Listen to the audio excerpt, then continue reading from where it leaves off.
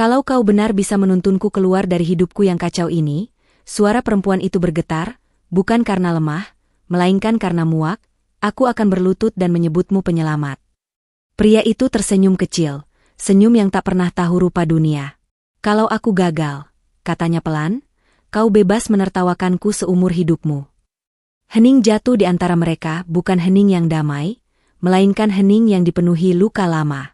Sahabat pendengar, dari kota manapun kalian menyimak kisah ini, Jakarta, Surabaya, Medan, Makassar, atau mungkin dari desa kecil yang sunyi, semoga kisah ini menemukan jalan ke hatimu. Tuliskan di komentar, apakah kalian pernah merasa tersesat meski mata kalian terbuka? Semoga doa-doa baik menyertai langkah kalian malam ini. Senja menggantung rendah di pinggir kota tua itu. Langit tak benar-benar jingga, lebih seperti luka yang belum kering. Angin berembus pelan, membawa bau aspal basah dan dedaunan tua. Lampu jalan menyala satu persatu, seperti orang-orang yang berusaha bertahan di tengah kelelahan hidup. Burung-burung pulang ke sarang, sementara manusia justru sering tak tahu harus pulang kemana.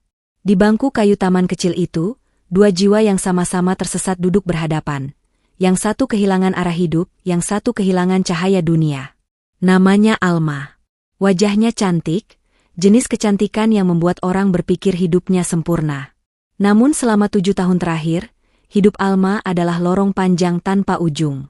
Ia kehilangan ibunya dalam kecelakaan. Ayahnya menghilang bersama hutang dan janji palsu. Cinta pertamanya meninggalkannya tepat saat ia paling rapuh. Ia sukses di luar, namun kosong di dalam. Setiap malam ia bertanya pada cermin, kenapa aku masih hidup, tapi tak tahu untuk apa. Trauma menumpuk seperti debu di dada tak terlihat, tapi perlahan mencekik napas. Pria itu bernama Raka. Ia buta sejak usia 12, bukan karena lahir, melainkan karena ledakan kecil di bengkel ayahnya. Sejak itu, dunia memutuskan ia tak lagi penting. Ia hidup dari memperbaiki radio tua. Pakaiannya sederhana, langkahnya hati-hati, suaranya selalu lembut, seolah takut menyakiti udara. Raka sering duduk di taman itu, bukan untuk melihat, melainkan mendengar dunia. Dan dari jauh, ia selalu memperhatikan Alma. Bukan karena kecantikannya, melainkan karena kesedihan yang terlalu keras untuk disembunyikan. Hujan turun tanpa aba-aba, seolah langit tak lagi sabar menahan kesedihannya sendiri. Tetesannya besar, berat, dan jatuh menghantam aspal dengan bunyi yang terdengar seperti ribuan keputusan hidup yang salah. Alma berjalan cepat menyusuri trotoar taman kota itu, bahunya basah, rambutnya melekat di leher, dan pikirannya jauh lebih kacau daripada hujan di sekitarnya. Ia tidak benar-benar melihat jalan di depannya. Matanya terbuka, namun pikirannya tertutup. Setiap langkah diambil bukan dengan kesadaran, melainkan dengan kebiasaan, seperti seseorang yang sudah terlalu lama hidup tanpa tujuan, hanya bergerak karena lupa bagaimana cara berhenti. Anak tangga batu itu licin, tertutup lapisan air hujan yang memantulkan cahaya lampu jalan. Kakinya terpeleset. Dalam sepersekian detik, tubuhnya kehilangan keseimbangan. Dunia terasa miring, lalu kosong. Tidak ada teriakan. Tidak ada waktu untuk takut. Hanya rasa jatuh yang terasa seperti simbol dari seluruh hidupnya selama ini. Namun sebelum tubuhnya menghantam tanah, sebuah tangan mencengkeram pergelangan tangannya. Cengkeraman itu tidak kuat, tidak kasar, tidak memaksa. Justru sebaliknya, hangat, sedikit gemetar, seolah tangan itu sendiri ragu apakah cukup mampu menahan seseorang yang hampir menyerah pada gravitasi dan nasibnya. Sentuhan itu membuat Alma tersentak, bukan hanya karena tertahan dari jatuh, tetapi karena ada sesuatu dalam sentuhan itu yang terasa manusiawi, tulus, tak berambisi. Nona, pelan, sebuah suara berkata. Suara itu rendah, tenang, dan tidak tergesa, seolah dunia di sekitarnya tidak sedang hujan deras dan hampir celaka. Alma terengah, napasnya berat. Jantungnya berdetak cepat, terlalu cepat, seperti sedang mencoba melarikan diri dari dadanya sendiri. Ia menoleh refleks ke arah sumber suara itu. Seorang pria berdiri di depannya. Wajahnya sederhana, sedikit pucat, dengan ekspresi yang sulit ditebak. Namun mata itu menatap kosong ke arah yang salah. Tidak fokus. Tidak mengikuti gerakan. Dan disitulah Alma menyadari sesuatu yang membuat dadanya kembali bergetar. Pria itu tidak melihatnya. Kau, Suaranya tercekat, setengah ragu, setengah tak percaya. Kau buta? Pria itu tidak tersinggung, tidak terkejut. Ia hanya mengangguk kecil, seolah pertanyaan itu adalah sesuatu yang sudah terlalu sering ia dengar hingga tak lagi meninggalkan bekas. Iya, jawabnya singkat. Tapi kau hampir jatuh. Kalimat itu sederhana, namun justru di sanalah ironi menampar Alma pelan tapi menyakitkan. Ia, yang memiliki mata sempurna, tak melihat bahaya di depannya. Sementara pria ini, yang hidup dalam gelap, justru menangkap kejatuhannya tepat waktu. Hujan terus turun. Tangan mereka masih saling terhubung. Alma bisa merasakan jemari pria itu sedikit dingin karena hujan, namun tetap bertahan menggenggamnya seolah takut ia akan terlepas lagi. Untuk pertama kalinya setelah bertahun-tahun, Alma tidak merasa sendirian di saat paling rapuhnya. Dan pria itu, Raka, tidak tahu bahwa sentuhan singkat ini akan mengubah hidup mereka berdua. Ia hanya tahu satu hal, ia menolong seseorang yang hampir jatuh. Dan terkadang, itulah awal dari segala sesuatu. Alma menarik tangannya dengan kasar, seolah sentuhan itu tiba-tiba menjadi sesuatu yang memalukan. Ia mundur satu langkah, lalu dua, menjaga jarak seakan pria di depannya membawa sesuatu yang tak kasat mata namun mengancam, bukan bahaya fisik, melainkan rasa tak nyaman yang muncul saat seseorang melihat terlalu dalam. Aku tidak butuh ditolong, katanya tajam. Nada suaranya dingin, berlapis, dan sengaja dibuat menusuk. Aku bisa berdiri sendiri. Raka tidak bergerak. Tangannya yang tadi menggenggam kini tergantung di udara, lalu perlahan turun ke sisi tubuhnya. Ia mengangguk kecil, bukan sebagai tanda menyerah, melainkan sebagai bentuk penerimaan. Hujan masih turun, membasahi rambutnya, jaket lusuhnya, dan wajahnya yang tetap tenang. Terlalu tenang untuk seseorang yang baru saja ditolak dengan kasar. Maaf, katanya pelan. Aku hanya... Jangan sok peduli, potong Alma. Matanya menyipit, bukan karena hujan, tapi karena amarah yang tiba-tiba naik ke permukaan seperti air mendidih. Kau bahkan tidak tahu siapa aku. Kau tidak melihat apa-apa. Jadi jangan berpura-pura mengerti. Kata-kata itu meluncur deras, membawa serta semua kepahitan yang selama ini Alma simpan rapi di balik senyum dan kesuksesan. Ia tidak sedang berbicara pada Raka semata. Ia sedang melampiaskan seluruh kekecewaan hidupnya. Pada dunia, pada takdir, pada dirinya sendiri. Raka menarik napas perlahan. Ia tidak membalas. Tidak membela diri. Tidak pula pergi. Kepalanya sedikit menunduk, seolah mendengarkan bukan hanya suara Alma, tetapi juga sesuatu yang lebih dalam, getar luka di balik kemarahannya. Aku tidak bermaksud mengganggumu, ucapnya lembut. Aku hanya tidak ingin kau jatuh. Alma tertawa pendek. Tawa yang pahit, tanpa humor. Lucu sekali, katanya. Seorang pria buta berbicara tentang jatuh. Kau bahkan tidak tahu jalannya. Kalimat itu menghantam. Jika Raka memiliki mata untuk melihat, mungkin ia akan melihat betapa kata-kata itu dilontarkan dengan sengaja, sebagai senjata. Namun Raka hanya mendengarnya sebagai suara seseorang yang sangat lelah. Mungkin, katanya pelan, aku memang tidak tahu jalan yang terlihat. Alma mengangkat alis, sinis. Lalu, tapi aku tahu bagaimana rasanya tersesat. Hening menyela. Sejenak, bahkan hujan terdengar lebih pelan. Alma terdiam, bukan karena tersentuh, melainkan karena kalimat itu terlalu dekat dengan kebenaran yang ia benci. Dadanya mengencang. Ia tidak suka merasa dibaca. Ia tidak suka merasa rapuh di hadapan orang asing, terlebih orang yang, menurut standar dunia, tidak utuh. Jangan bicara seolah kau mengenalku, katanya lagi, lebih pelan, namun jauh lebih berbahaya. Aku tidak membutuhkan belas kasihan. Raka tersenyum tipis. Senyum yang tidak memaksa, tidak menyedihkan. Aku tidak memberi belas kasihan, jawabnya. Aku hanya berdiri di sini. Itulah yang membuat Alma semakin kesal. Kesabaran Raka bukan kelemahan, melainkan cermin. Dan Alma tidak siap melihat bayangan dirinya sendiri. Marah, tersesat, dan takut jatuh lagi. Ia berbalik pergi, meninggalkan Raka di bawah hujan. Langkahnya cepat, penuh emosi yang tak sempat ia pahami. Namun jauh di dalam hatinya, sebuah retakan kecil terbentuk. Retakan yang kelak akan menjadi jalan masuk bagi sesuatu yang ia kira mustahil, ketenangan. Dan Raka tetap berdiri di sana, mendengarkan hujan, dengan keyakinan sederhana, bahwa seseorang yang marah seperti itu, sebenarnya hanya sedang sangat membutuhkan arah. Keesokan harinya, taman itu kembali dipenuhi cahaya senja yang pucat. Udara masih lembab oleh sisa hujan semalam, dan bangku kayu di bawah pohon flamboyan tampak lebih sunyi dari biasanya. Alma tidak tahu mengapa kakinya membawanya kembali ke tempat itu. Ia bisa saja pulang lebih cepat, memilih jalan lain, atau menenggelamkan diri dalam pekerjaan. Namun ada sesuatu yang mengganggu pikirannya sejak semalam, yang terus menariknya ke sini. Dan di sanalah Raka. Duduk di bangku yang sama, dengan radio kecil di sampingnya, jari-jarinya bergerak perlahan seolah sedang meraba dunia yang hanya bisa ia dengar. Ia tidak menoleh saat Alma mendekat. Ia tidak tahu siapa yang datang. Namun ketika langkah Alma berhenti tepat di depannya, Raka tersenyum kecil, seolah ia sudah menunggu. "Kau kembali," katanya.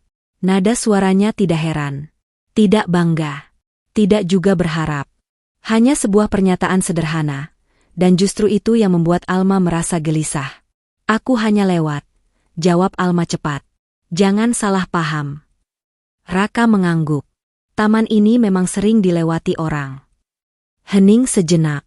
Angin menggerakkan dedaunan, menciptakan suara gesekan yang lembut namun konstan. Alma berdiri canggung, tangannya terlipat di dada.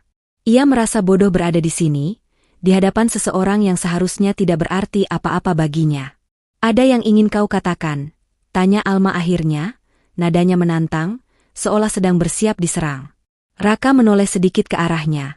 Bukan dengan mata, melainkan dengan seluruh tubuhnya. "Aku ingin menawari sesuatu," katanya. Alma tertawa kecil. "Menawariku apa? Kau bahkan tidak tahu ekspresiku sekarang." "Menuntunmu," jawab Raka tanpa ragu. Kata itu menggantung di udara, absurd, hampir lucu. Alma menghela napas panjang, lalu tersenyum sinis. "Dengar baik-baik," katanya. "Aku punya mata. Aku punya uang. Aku punya pendidikan. Dan kau buta. Apa tepatnya yang bisa kau tuntun dariku?" Raka tidak tersinggung. Ia hanya mengusap radio tuanya, seperti seseorang yang mencari pegangan saat dunia terasa terlalu keras. "Aku tidak menawarkan jalan yang terlihat," katanya pelan. "Aku menawarkan jalan yang tidak membuatmu tersesat lagi." "Itu terlalu banyak." Alma mendengus, lalu tertawa. Kali ini lebih keras. "Kau pikir hidup ini dongeng?" katanya. "Atau kau menganggap dirimu semacam penyembuh?" "Aku bukan apa-apa," jawab Raka jujur. "Aku hanya tahu, kau lelah." Kata itu menampar lebih keras daripada hinaan manapun. Alma membeku sejenak. Namun ia segera menutupinya dengan senyum meremehkan. "Baik," katanya akhirnya, dengan nada penuh ejekan. "Kalau kau benar bisa menuntunku keluar dari kekacauan hidupku, kalau kau bisa membuatku merasa tidak kosong lagi, aku akan mengakui bahwa keajaiban itu ada." Raka mengangguk. "Itu saja?" Alma menyeringai. "Kalau kau gagal," tambahnya, "aku akan menganggap semua ini hanya lelucon. Dan aku tak akan pernah kembali." Itu janji yang lahir bukan dari keyakinan, melainkan dari keputusasaan. Alma tidak benar-benar percaya. Ia hanya ingin membuktikan bahwa harapan selalu salah. Namun Raka menerima tawaran itu dengan ketenangan yang hampir menakutkan. "Baik," katanya. "Datanglah besok pagi. Kita mulai perlahan." Alma berbalik pergi, masih dengan senyum sinis di bibirnya. Ia tidak tahu bahwa untuk pertama kalinya dalam hidupnya, ia baru saja menerima sebuah arah dari seseorang yang tidak pernah melihat dunia. Pagi itu tidak istimewa. Langit tidak terlalu cerah, matahari tidak bersinar dengan cara yang dramatis, dan dunia berjalan seperti biasa. Namun bagi Alma, ada sesuatu yang berbeda. Perasaan asing yang sulit ia jelaskan, seolah ia sedang melangkah menuju sesuatu yang tidak ia mengerti namun diam-diam ia butuhkan. Raka sudah menunggu di taman. Ia berdiri, bukan duduk, seolah ingin memastikan bahwa pertemuan ini bukan sekadar kebiasaan, melainkan sebuah proses. Ketika Alma mendekat, ia tidak menyapanya dengan kata-kata besar. Tidak ada motivasi murahan. Tidak ada janji berlebihan. Duduklah, katanya pelan. Alma menurut, meski separuh hatinya masih dipenuhi keraguan. Bangku kayu itu dingin. Udara pagi lembab, menyentuh kulitnya dengan lembut. Raka duduk di sampingnya, menjaga jarak yang sopan, cukup dekat untuk terdengar, cukup jauh untuk tidak mengancam. Apa yang akan kau lakukan? Tanya Alma, nada suaranya tegang. Tidak banyak, jawab Raka. Aku hanya ingin kau diam. Alma hampir tertawa. Diam adalah hal tersulit baginya. Kepalanya selalu penuh suara. Kenangan, penyesalan, ketakutan. Namun Raka mengangkat tangannya perlahan. Berikan tanganmu, katanya. Ragu, Alma menyodorkan pergelangan tangannya. Sentuhan Raka ringan, hampir tak terasa. Ujung jarinya menekan titik-titik tertentu dengan ritme lambat, teratur, seperti mengikuti irama napas. Alma ingin menarik tangannya, namun ada sesuatu yang menahannya. Rasa hangat yang menjalar perlahan, bukan hanya di kulit, tapi hingga ke dada. Ini teknik ibuku, kata Raka lirih. Bukan untuk menyembuhkan penyakit. Hanya untuk menenangkan orang yang terlalu lama bertahan. Alma memejamkan mata tanpa sadar. Napasnya yang sejak tadi pendek mulai melambat. Ada sensasi aneh. Seperti pintu kecil yang selama ini terkunci, kini terbuka sedikit demi sedikit. Air mata menggenang tanpa sebab yang jelas. Hari-hari berikutnya, mereka bertemu lagi. Dan lagi.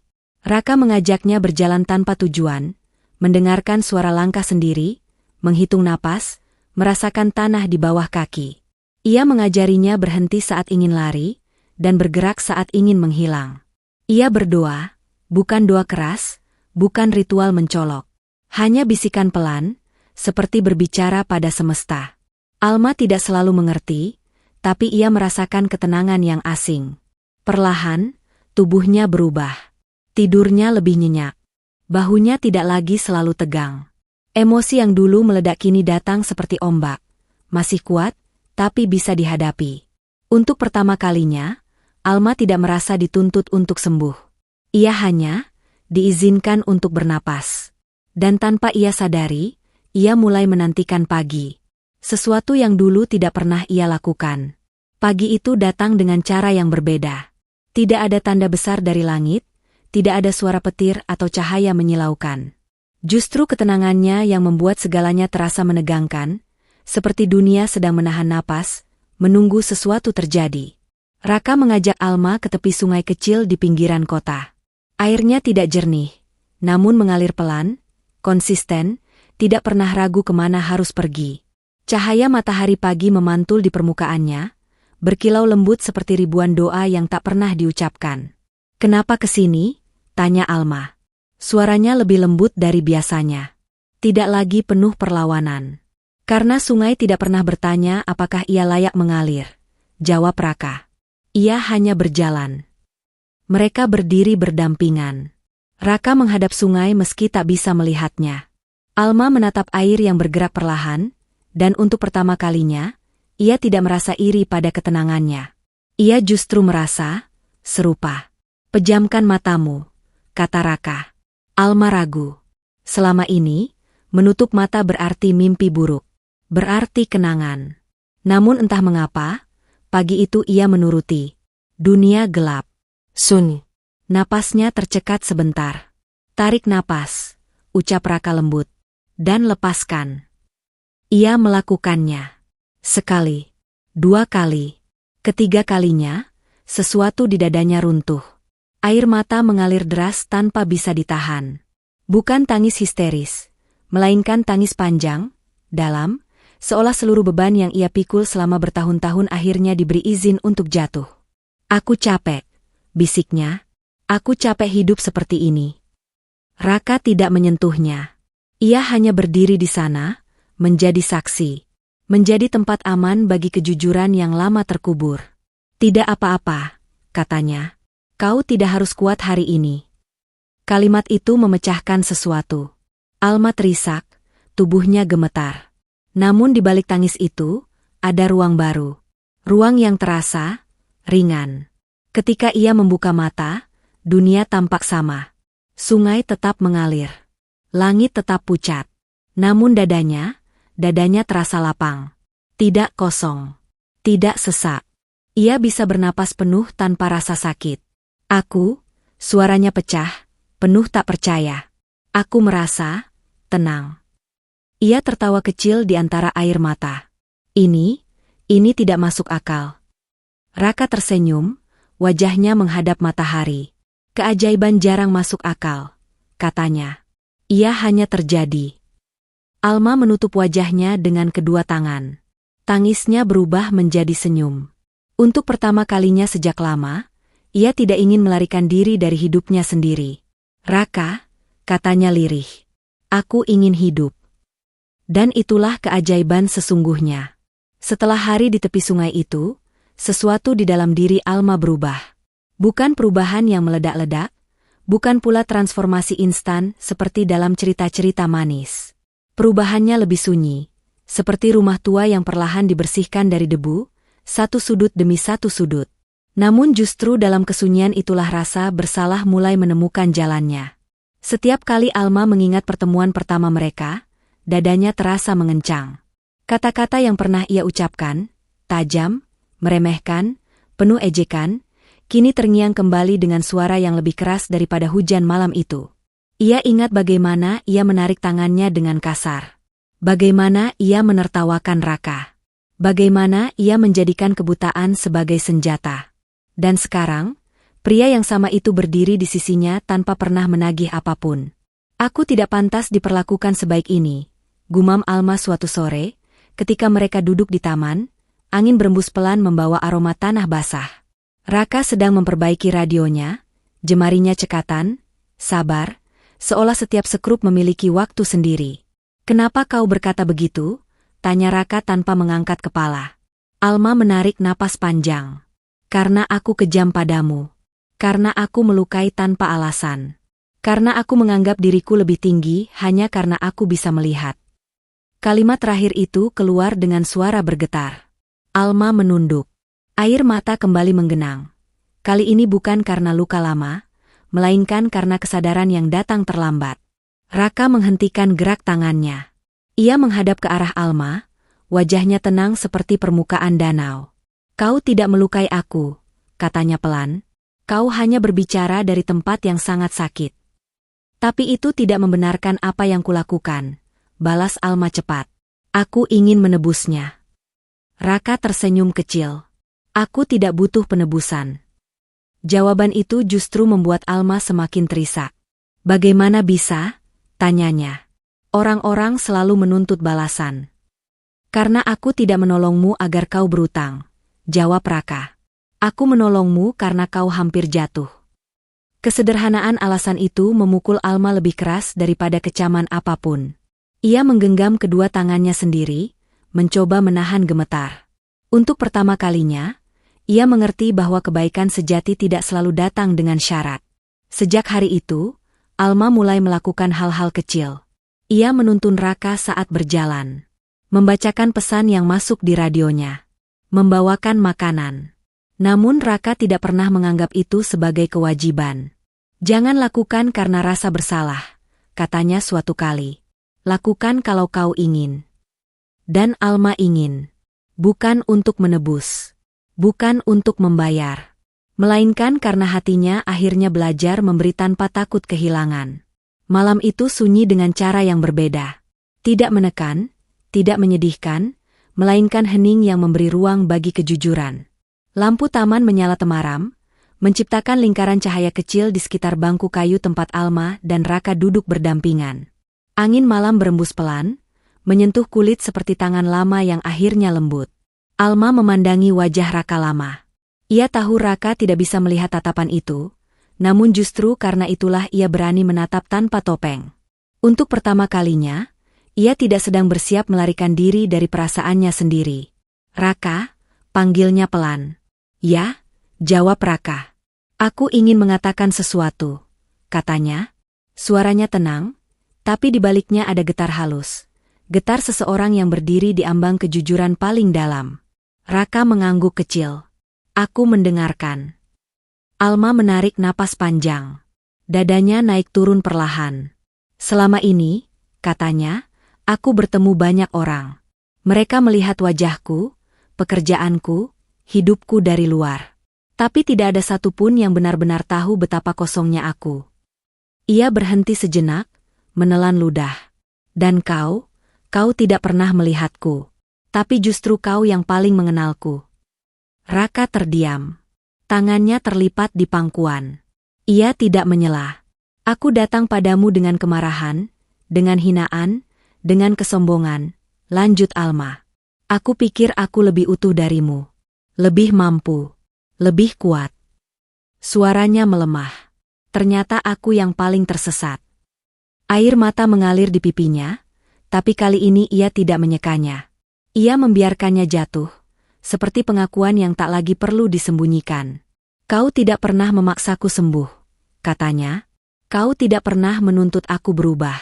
Tapi justru karena itu, aku berubah. Alma mengulurkan tangannya, perlahan, hingga menyentuh punggung tangan Raka. Sentuhan itu lembut, penuh izin. Raka membalasnya, menggenggam ringan. Kau adalah penuntun hidupku, ucap Alma lirih. Bukan karena kau tahu semua jawaban. Tapi karena bersamamu, aku berani bertanya pada diriku sendiri. Raka tersenyum. Senyum yang tidak besar, tidak dramatis, namun syarat makna. Aku tidak pernah berniat menjadi apa-apa dalam hidupmu, katanya. Aku hanya berjalan di sampingmu. Itu lebih dari cukup, jawab Alma. Itu segalanya. Untuk pertama kalinya, Alma tidak merasa perlu mendefinisikan hubungan mereka. Tidak dengan label. Tidak dengan janji. Cukup dengan kehadiran, dan pengakuan bahwa seseorang yang tidak bisa melihat dunia, telah mengajarkannya cara melihat hidup. Pagi itu, taman kecil di pinggir kota kembali menyambut mereka dengan caranya sendiri.